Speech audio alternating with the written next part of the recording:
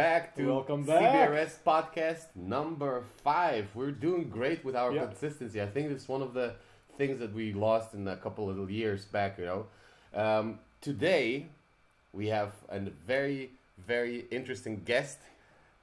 Some would call him a psycho, but it fits perfectly in our circle, Exactly, I think he so has too. the energy like we do. He likes to do funny stuff. He likes to do sketches, and we are brainstorming on a new sketch together. Welcome to the podcast, Buttcoin. Bitcoin Benny! Yeah! Welcome, Buttcoins, man. It's really nice to have you on our podcast. How are you going? Yeah, it's good to be here. Yeah, I'm good. Thanks for the invite. Always looking to spend some time with some fellow psychos, Absolutely. So, just for the people that don't know you, could maybe you give a little intro about yourself? I am called Buttcoins on Hive, and I have been on Hive for the last 7 years since my birthday just happened, my Hive birthday. I joined Steemit obviously first in 2017 in September, and I have been living in Guatemala for the last, I guess, 15 years. I moved to Guatemala in 2010 with my wife, and we had some kids down there and had a hotel that we built and ran and operated at Lake Atitlan. And so that's where the vast majority of the last 15 years of my life had all the energy, and building that and creating that and hosting guests at our hotel, and say around 2015 I started getting interested a little bit into Bitcoin and crypto in general, and that's a bit of my story. I'm originally from the United States, but I have been out of the country since 2010. Nice. Gotcha. Awesome. What are your hobbies? What do you like to do? Because as I mentioned, you like to make sketches and stuff, and you had also one of the projects, comedy open mic, that you were very prominent there back in the day. Could you give a little bit like the projects that you're involved in? Yeah, sure. So, in general, I've always been a pretty creative person, and when I went originally to start the hotel, which is also a venue, a lot of the reason why I made the choice to go down to Guatemala was because the idea was I could leverage my creative self and have a hotel that was like a unique hotel that would have. So we were always especially 2012 to 2018, 2019, we just constantly had creative things going on, whether it be live music. I did a lot of theater stuff. We did like dinner theaters, and we did sketch comedy shows. And so I was already doing all of that stuff. I teach like improvisational comedy workshops, and I was running these workshops, and I was secretly running the workshops to find people that understood the mechanisms of what made improv work, so that I could pull them in and have them do a show at the hotel. So a lot of the reason why I went to Guatemala was because I felt like I was struggling to utilize my creativity, and I felt like I was going to get stuck in a 9-to-5 job in the States. And so I went to Guatemala in order to just be able to like be more free with my creative self. And in the process of doing all that, I about halfway through my journey in Guatemala is when I came across Steemit. And so all of the things that I ever got involved with on Steemit and now Hive were always creative stuff. I was always interested in anything to do with comedy, anything to do with live music. I'm also a musician. Anything to do with poetry. I always went in those directions. So some of the things that I was involved with, as you mentioned, were the comedy open mic, which unfortunately is no longer really activated. But that was a big part of my start. And then video editing is another little hobby that I have. And so I got involved with DDaily, and DDaily was doing a lot of daily vlogging. And so I was heavily involved in DDaily in a lot of the early days. So that was like my early start on Hive and the things that interested me. And now it's kind of widened a little bit, and COVID happened and life has changed, and Hive was birthed from the butthole of Justin's son, and Yeah, it was interesting times that we overlived. Actually, we were like probably one of the biggest news in that time, where community rearranged themselves and took ownership of the blockchain to their hands. Yeah. But I gotta say, like, taking that huge step to just leave United States and really follow your what you really want to do in life, that's huge. Like, congrats. Not a lot of people do that. Thanks. Not a lot of people do that. Like, they really want it, but they just are stuck. Yeah. I moved countries. I moved countries. You moved countries. So we're here. We have a similar background, I would say. Like it really feels like that. I wanted to talk a little bit more about DDaily. Reminiscing the time, when we had a pool of creators that were constantly doing like daily vlogging, daily sketches, or like posting and encouraging and empowering each other. I think that we, together with Minigun, are like trying to achieve that a little bit in CBRS. Of course, there's different times and different creators are online. But again, since we started the podcast after the Venezuela project with philanthropy is now on halt a little bit, we really wanted to find ways how we can creatively like express ourselves. And with the podcast, with the new guests coming in, I feel more and more kind of energized, and I feel that there is a possibility for us to bring back sort of the DDaily vibes on Hive. What's your thoughts about it? Like, I think that you're also reminiscing about the times when we all were constantly creating, constantly helping each other and being involved in each other's creativity. Well, yeah, I mean, it's funny how things have switched, because in the early days of DDaily, there was just so many high quality content creators that I felt like this goon that I was just like learning editing, was doing really dumb stuff, and everybody was posting every day, and you really had a lot of people to talk to and ask advice from, and so for me at that time, it was very shaping, and it really encouraged me to want to get better at making videos. And slowly but surely, a lot of the video makers that I was kind of really liked their work and liked what they were posting, a lot of those guys have disappeared. But I do think for me, the way that I look at these things, I think that if you are creative and you are dedicated to being creative in your existence, then you just kind of have to have like sticky fingers. And so right now, like, you guys have sticky fingers. You had a little conversation. I shot you a message. Well, I'm sticking to you. And we just have to like keep sticky fingering other people that have this kind of say yes, positive momentum, and stick them. And let's just like reform on whatever level, because it doesn't matter if 3 people are excited and being creative, that is infectious. And so you can always like just grow the snowball, if you will, if you get it rolling. And so I know that there's other creative people out there on Hive, and I know that there's other people that love comedy and that love putting out content on the regular. So it's just sort of a matter of harnessing and sticking and finding and pulling. It's there. It's all there. in my view at least. I really think that your next single should be called Sticky Fingers. Yeah. Together with Sticker Boys. Sticker Boys. That would be a good collab. Dude, Sticker Boys, Sticky Fingers. Sticky Fingers. Cool, man. What do you think it's possible? Like, what kind of things we could reuse as DDaily in nowadays?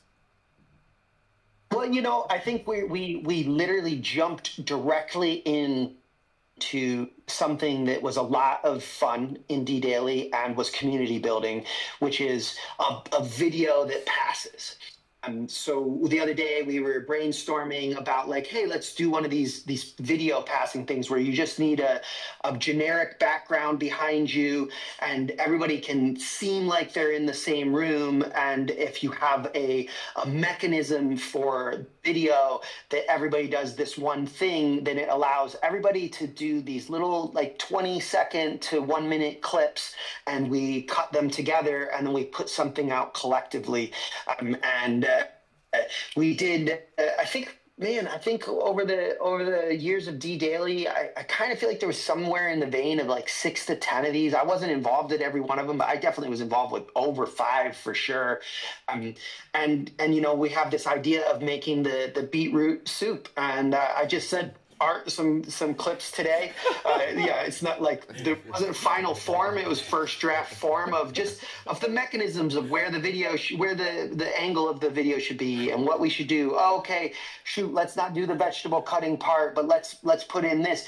I was trying to be like, well, if everybody sent a clip of catching a vegetable and throwing a vegetable, and then everybody sent a picture of cutting a vegetable and cutting that vegetable that they caught, and then putting that vegetable into a collected pot and just keep adding that. That was my idea right there, but like maybe it doesn't make sense to put it in the pot and we just pass the thing along. But I sort of thought that if we're talking about that video that I just sent you, I thought kind of would be neat to say, have it go around in the circle. Everybody adds an ingredient, and then as it comes back around the circle, we each are sitting in front of a bowl of soup, and we each take a bite of the soup, yeah, and then say whatever. It's like at that point, it doesn't matter what you offer. It's just the thing that binds the video is that we're each eating this soup that we supposedly made together, and then it really almost doesn't matter what you say at that point, and then you just turn and say, "Don't you think?" And then the next person's like, "Interesting." You know, takes a bite of soup and says their thing, right? You know, like. Awesome. So I think we're borrowing from a cool idea that we did when we were in DDaily, even in this video idea, right? Yeah. I think like on Hive is really missing that kind of video creativity, because I do see all kinds of videos on Hive, but nothing of this magnitude, like of ideas. Like good old sketches, you know. Good old sketches, yeah. Like and then working together on one video, it doesn't almost happen on Hive. Yeah. Like this. Like about DDaily also, back in the day, you didn't have communities on Steemit. So the DDaily is one of the first communities ever built like separately on Steemit. But now it's just, you know, you can just create a community on Hive, boom, it's done, and then collect all the people and you have a community. Yeah. But it shouldn't work like that. The community should build itself. It's also a bit different, because like our community was of course built on Discord. Yeah. And there you could just like constantly tap someone, you know, just ask questions straight away live. Yeah. In real life, you know, where on Hive, of course, you have the messaging chats and everything, but it's a bit different culture of having the community. It's like you have the community, but everybody's separate. Like, so you still need to have some sort of base where you can constantly talk with them, you know. And I think that Discord was the best place where you can just share your thoughts, share your posts, you know, and constantly go back and forth and see who's available to jump on your video, who's available to do something, you know, together. And I've been hoping that they would get that together a little bit better, some form of an internal chat that isn't on the chain, but where we can, so that we don't have to leave our networks. We don't have to like rely on this third party. But hasn't really. I know that they exist, but they don't seem to work in the same way that they do like on Discord. And I can't quite put my finger on why that is, but well, I think that you can do like definitely messaging one-on-one, right? You can do the messaging one-on-one, but what you cannot do is to have like a group of people in a pool to message to each other, I think. Oh, wait, you mean on Hive? On Hive. No, you can. You can? So all you have to do is create a community, invite these people into the community, and then you have the and community then you chat? write, and then you have the community chat. And then you can just see easily like in Discord, everybody's from that community. Yeah. are online there. Yeah. So everybody, let's say you start a community. Let's say there's a CBRS community, and you have 3 of us there now, and so all I have to do is start the chat, and you both see it, and then I can also personally send you a message right away. Yeah. So yeah, it does work. Only people don't use it, and people were, and that is so strange. People are like, yeah, we need something like a chat where we talk, and nobody does that. Yeah, why is that? Yeah. Yeah. I can't. That's what I was saying. I feel like some of the tools are there, but I can't quite figure out why it does not seem to take off, or have the same just momentum that some of times the Discord groups will have. But the truth is actually a lot of Discord groups are pretty quiet these days in comparison to the way that I remember them in like sort of the golden days of 2017, 2018, the activity levels that were going on. And I don't see, if I'm being honest, I don't see them on Discord currently. I'm sort of curious. The interviewee will ask the interviewer a question. I'm curious, like what the thought process behind, what is cold beetroot soup to you guys? It's a good question. We're not gonna answer it. We're still figuring out. I think that the cold beetroot soup came out of the idea that it's just like a vibrant color. And it has all these funky ingredients that we thought that we're gonna personificate them into characters, and then like it is the community, it is the jam, and all the creativity and all the videos, whatever comes out, it comes out from the CBRS. So if it's a podcast, you can say that the podcast is about the beetroot and the dill, and then you can say that the comedic sketches made by Cucumber or whatever, but like these different entities that we partake when we do certain activities or certain videos, Yeah, and you can also see like a video is just a bowl of soup, and this video can be made without all these ingredients, and then every person who was actively busy with this video is an ingredient in the soup, and so the project is a bowl of soup or a video or whatever it is, and without one ingredient it would taste different.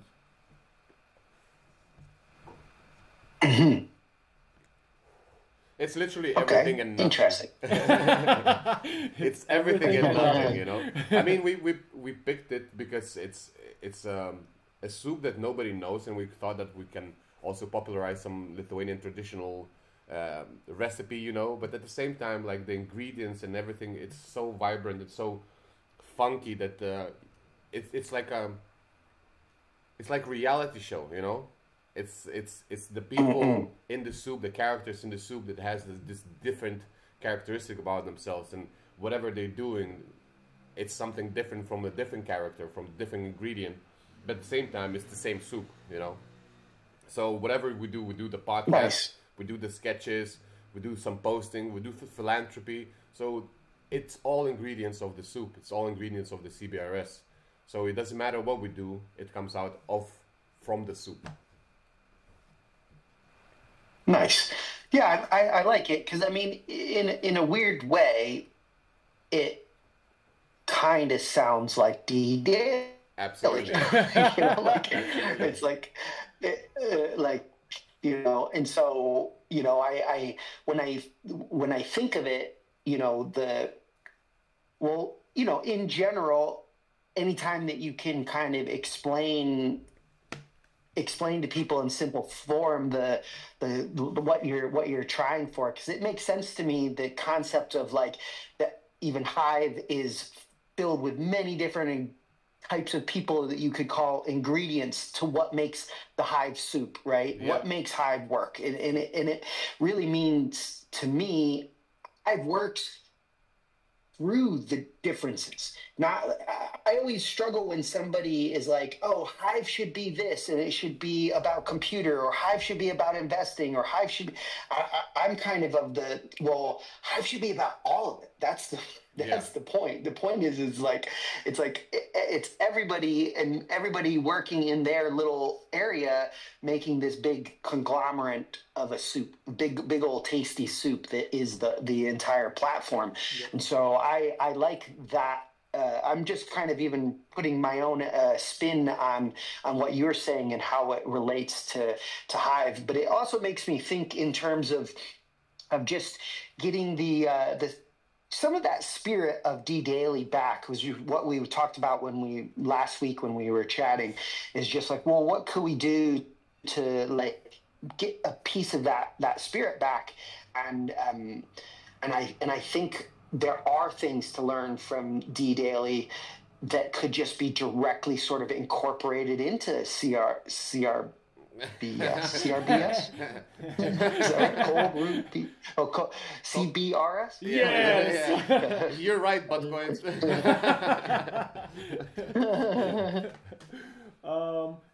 So I think that our idea actually with CBRS was kind of like the extension of DDaily at the beginning.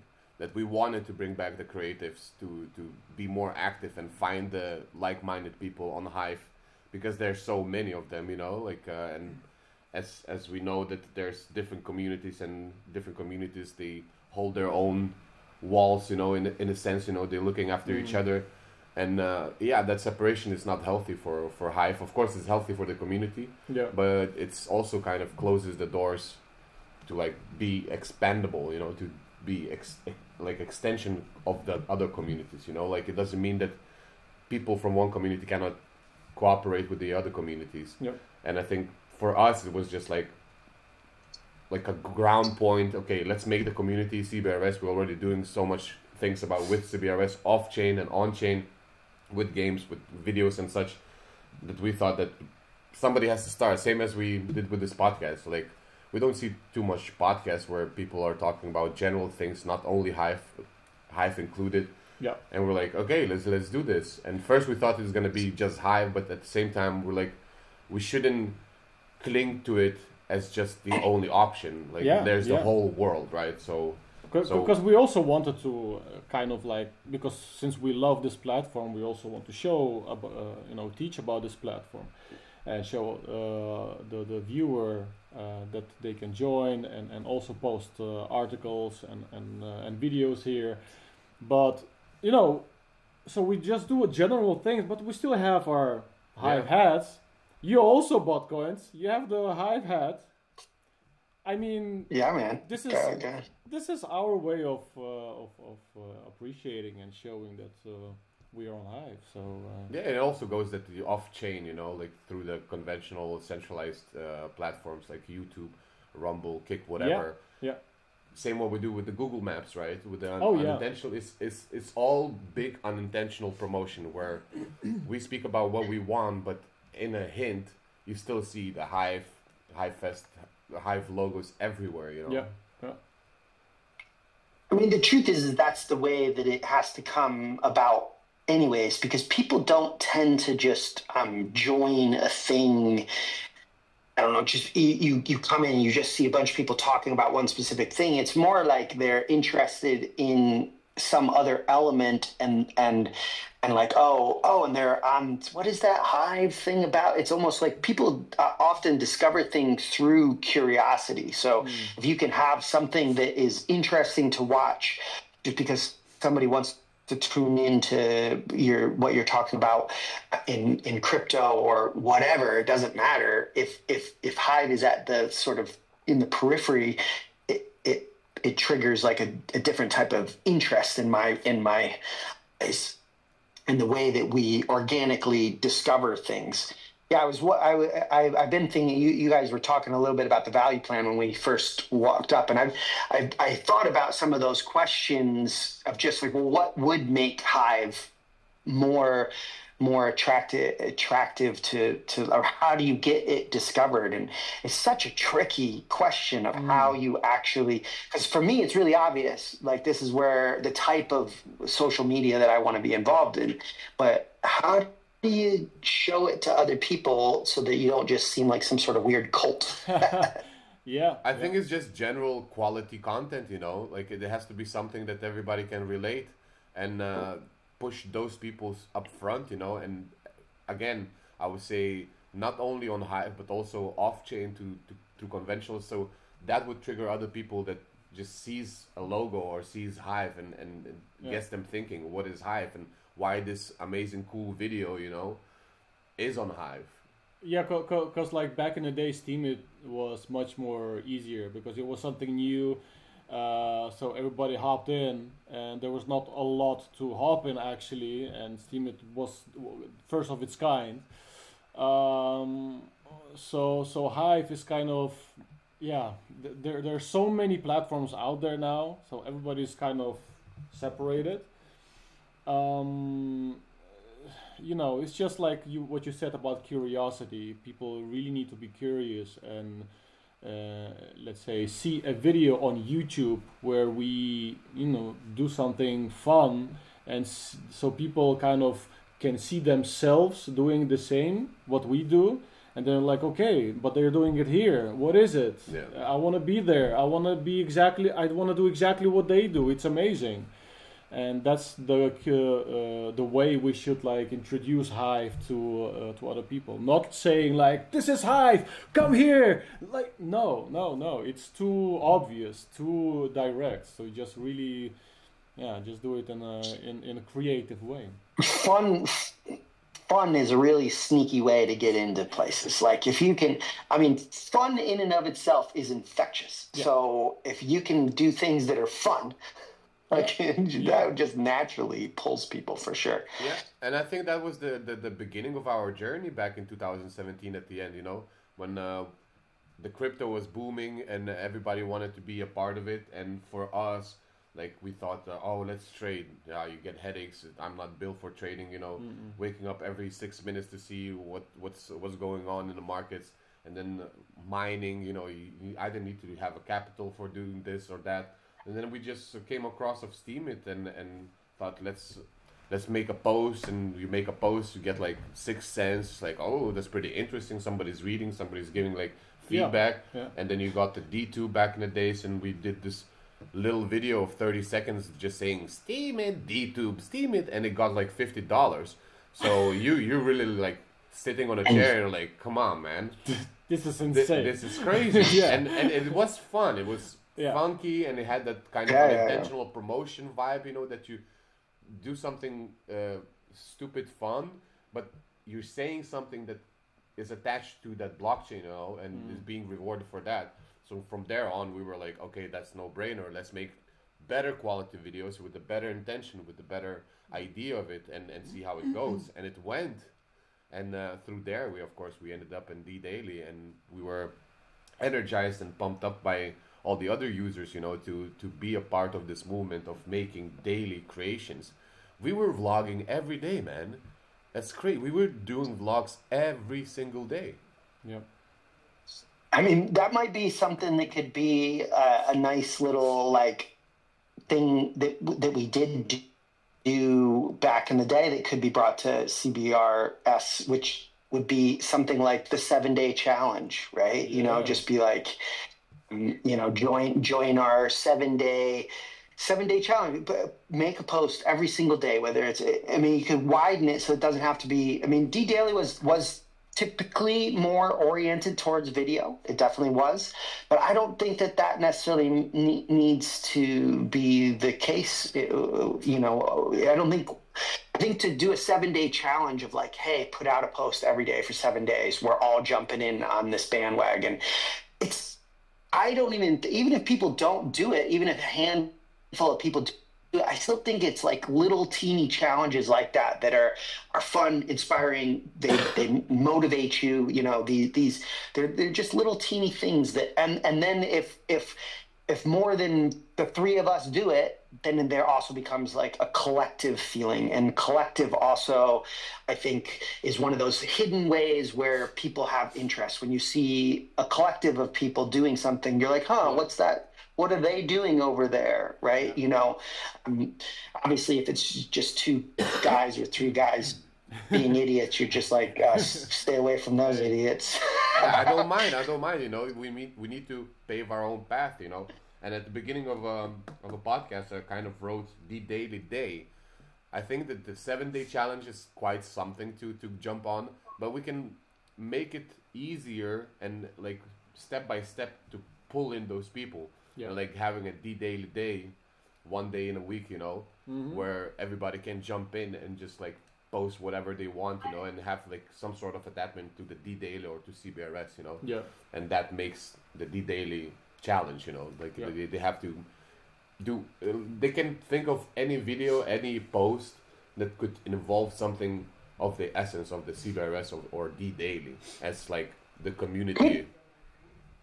You know, like this, something, a question I have for you is could DDaily be brought into a faction? Because I know that there's still the DDaily account, and I know that I think it has like a 3 or 4 cent vote. Could that just get pulled into, like, if you guys are doing a CBRS challenge, and you know it's in coordination with DDaily, could it like sort of blob together a little bit and well, we have no idea who's having the account of the daily, but we can always make like attachment, not necessarily per account or something, but we can just say that we're building a new daily in the CBRS community.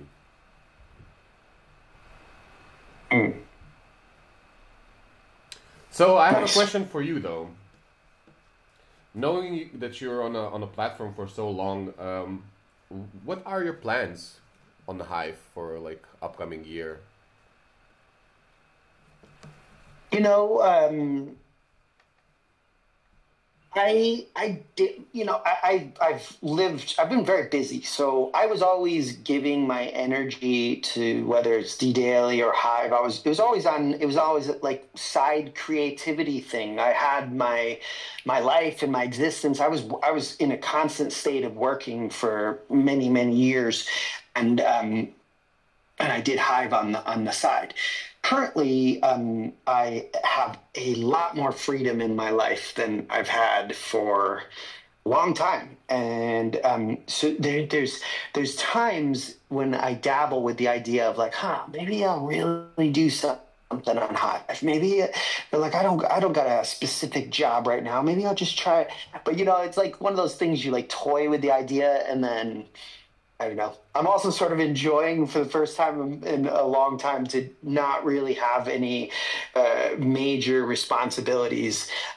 It could end at any moment. You know, I have everything is set up currently, but it could end. So I'd hate to like get started with something really serious, and then 6 months from now, I got to go back to the hotel and work my normal life again. Yeah. I don't have that currently. So I don't know. So I'm sort of like in this balancing act in my life. I'm just sort of really enjoying the extra time that I have with the family and kids. We're doing a lot of really cool activities, and we've got the next kind of 4 months is really looking like it's going to be fun for us as a family. So I definitely want to have that be a big aspect of my focus. But I do sometimes, I do debate being more involved. It sort of feels that Hive could really use a handful of people really stepping up right now. And I guess I want to sort of tentatively take like one step deeper into Hive and just go step by step. If like one step leads to the next and it's all feeling like it's flowing, but I don't like to overcommit myself and be like, yeah, I'm going to start this and I'm going to do this. And I have a million ideas, and sometimes I even start them. Like I have a community that I call P.O.O. Which is proof of onboarding, which is it's the poo community. And because we all have to take our daily poo. And my idea was like, if you onboarded somebody, you could just put your daily poo out there and show, and the community would support that you onboarded somebody. So I have all that. I made the community, and I feel like it's a really important thing to have a community that rewards the users that are onboarding new users. And I thought the poo community sounded fun. There you go, guys. Have some poo. It comes straight out of Buttcoin. You gotta have your poo, you know. No, but that's the way, you know, like having these fun moments where you don't feel that you're like super responsible on something, but actually doing something.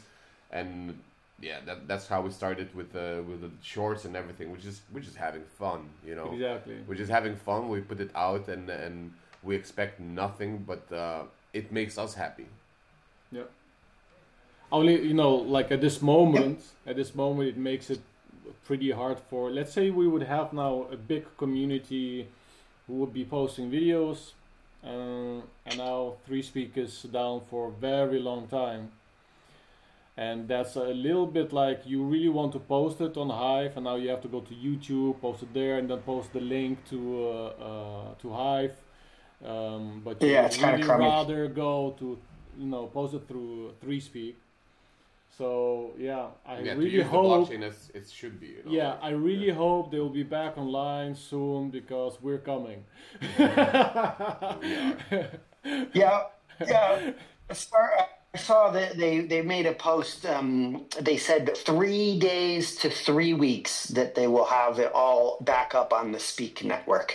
And so the idea is they had this problem. They're utilizing the problem to fix a bigger problem, which is that they were hosting on a non-Web3 like centralized hosting location, and they want to move it to the Speak network so that they're truly Web3, truly decentralized hosting. And but it's rough. I mean, to not have a video platform on Hive for 6 weeks to 2 months. That's cray. That's cray. Yes, cray.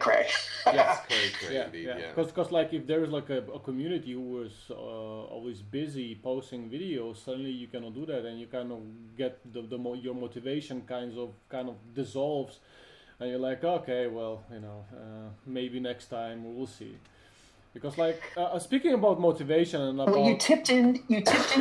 Go for it. Yeah, so, like, speaking about motivation and, like, a huge factor which we had back in the day on Steemit was because, of course, Steemit was pretty high priced in 2017, I think. Or was it a little bit later in 2018? Suddenly, one Steam was what, $7 or something like that. So that was a huge factor for content creators, because they were like, okay, well, I don't need any other platform. This is it. I'm gonna post here.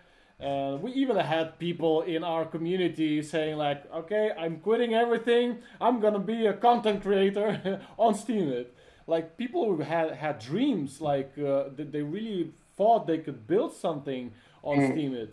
And on Hive, it's a little bit different story because, well, you know, if somebody gets $4 or $3 for a video that they've been working for a long time, then they kind of also the motivation will not be, you know, very high. So that's a little problem, but I hope just people join who really love content creating and not only money. So that's a huge factor, I think.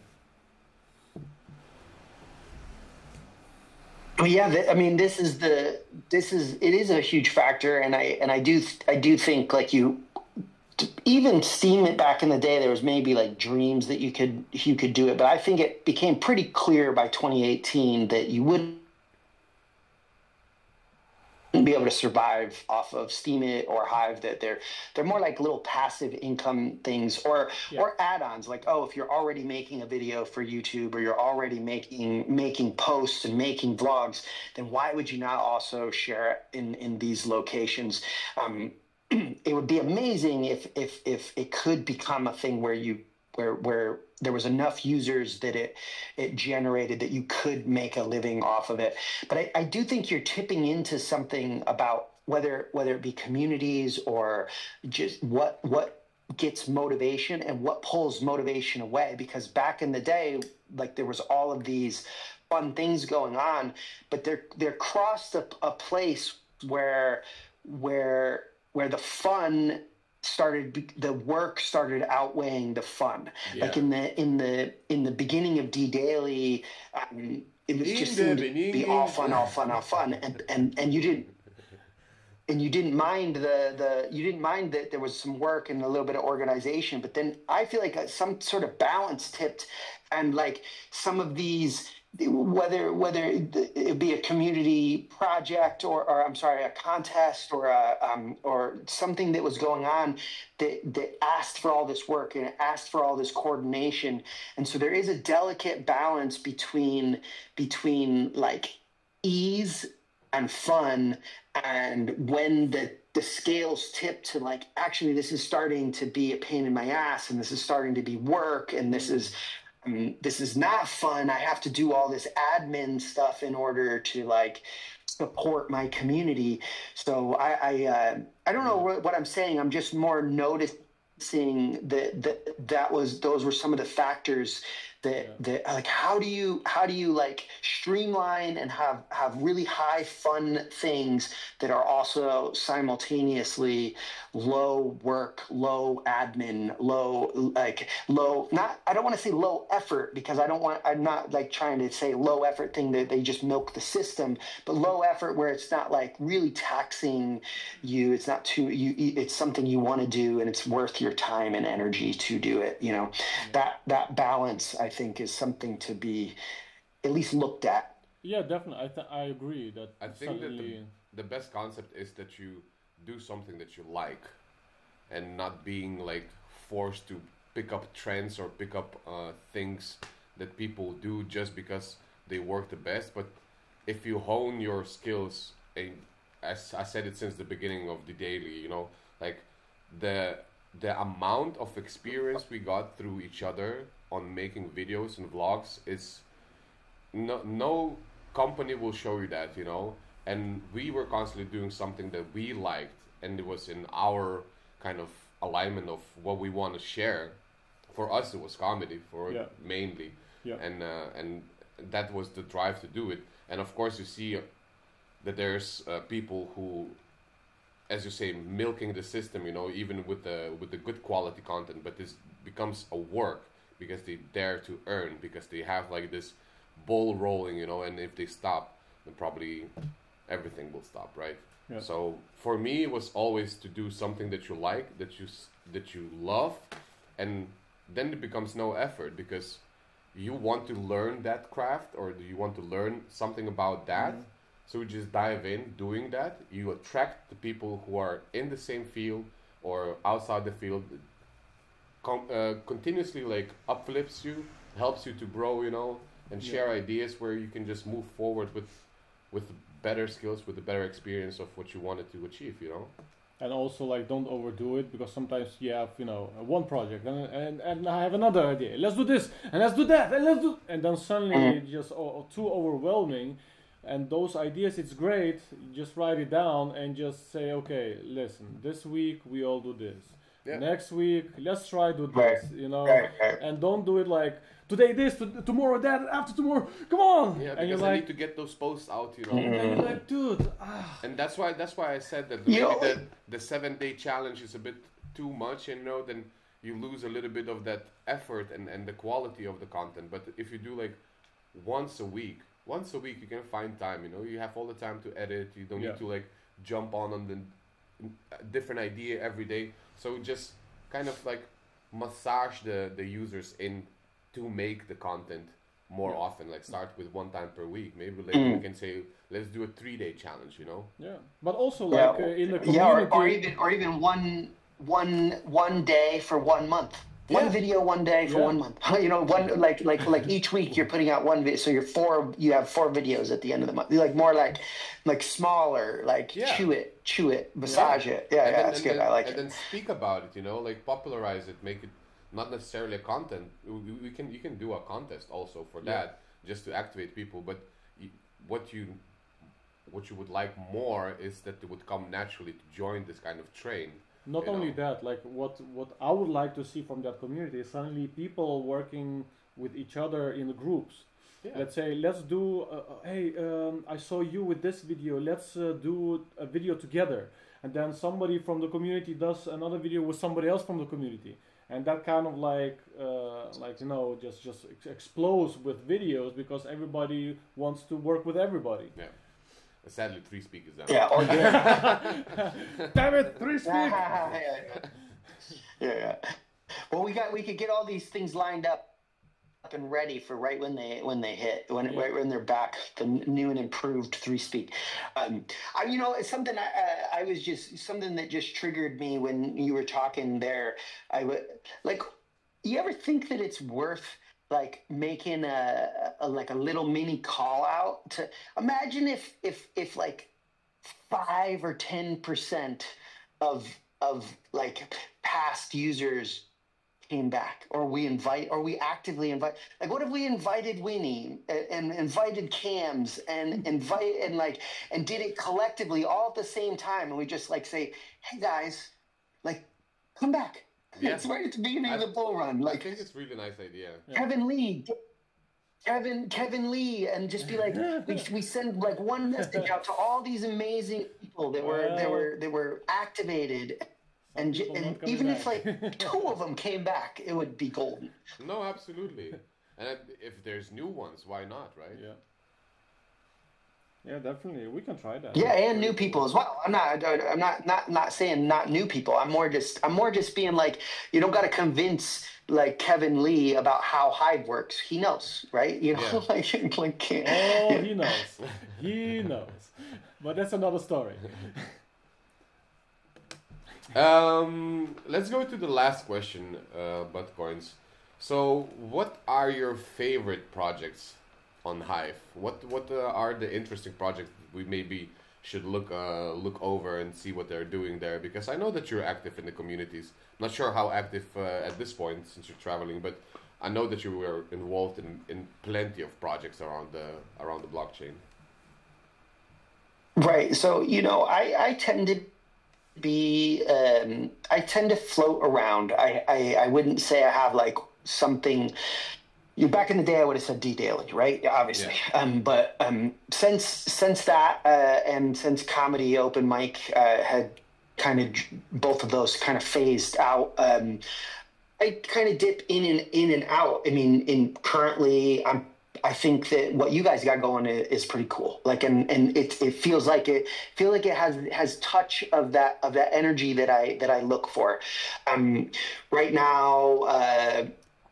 A lot of it is from people I personally meet and like the human. So there's this group called Leotes that I've been like looking into, and it's mainly because the guy that runs the node, they're like a witness node, the Leotes, and I think I can't remember what his real name is, but his username is like PH1113, I think. Yeah. And I just find him very friendly. He does a weekly the Wednesday hump day, and they just talk about crypto. It's very similar to what we've been doing, and it's just like a group chat in the Easton, and I've gone to that a few times, and I like that, and I like him, and so I'm attracted to that thing because of those reasons, right? Yeah. And I've been going to the Shadows Pub podcast. I've done that recently, And I think that that's a really nice thing for new users. I'm very interested in currently, like if you want to just know what I'm interested in, and I'm actually sort of seeking more stuff. I think that Hive really needs a bigger support network for incoming new onboarded people. And I think that there's when you land, like let's say you find Hive and you sign up, I think it feels like kind of an intimidating space. You don't know what to do. You don't know where to look, and you don't know how to interact. And so I think I'm interested in kind of discovering any and all communities that are having any part of the puzzle of like, how do we help to retain new users? Because I think that this loss of retention of users is one of Hive's greatest things that it has to get over in order to like find Thrive. And so I'm interested in those things. So right now, I recently have joined the terminal. The terminal is a place where you can jump in if you have questions about Hive. Yeah. So that group interests me. Yeah, those are some of the things that I've been interested in just lately, and I've been checking into just lately. Yeah, dope stuff. Okay, well, our podcast is going to an end. It's really nice to see you again after such a long time. Yeah. It's really cool that we kind of. Thanks for writing, first of all. You know, like it's really nice, and that's what we should do. The callback, you know, we should actually write people up and see what they're up to, you know, and maybe get together back on the Discord and have like a chat and see how they're doing and see if they want to kind of produce some cool videos, you know, back on Hive, and just have like a good old meetup, you know, like just have a chat. I think start with that. Yeah, really. Thank you for taking the time to be with us here. I'm really happy that the internet connection was good on your side. So nice, really good. Nice, yeah. And we'll see you very that soon. Didn't break up. I was a little worried. We'll see you very soon making that CBRS video, right?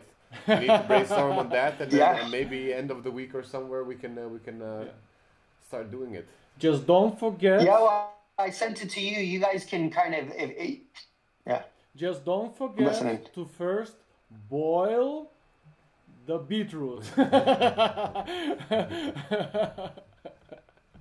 Well, again, you guys should take the clips that I sent and then create it around, like you're basically. I was just throwing some mechanisms, you know. So send yours, and between the two, then once we get into a form that's very obvious, then you start spreading it out to other people because it'll be easier at that point. But I just sent that as like a sort of get the ball rolling, right? So you guys like do your side and cut it in with what I got, and then be like, hey, make a cut like this, and then I can do that.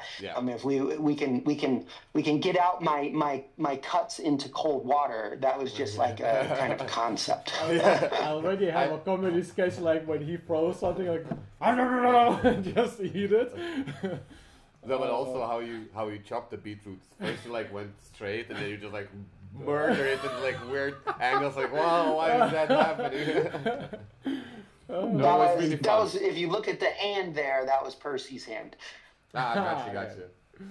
Okay, Buttcoins, thanks for coming on our podcast, and hopefully we can invite you sometimes later again. It was a lot of fun talking with you guys. A lot of fun talking, and looking forward to whatever we get going. Absolutely. Yes, enjoy the day, and we'll talk to you soon, I guess. Bye, Butts. Nice. Have a great day, man.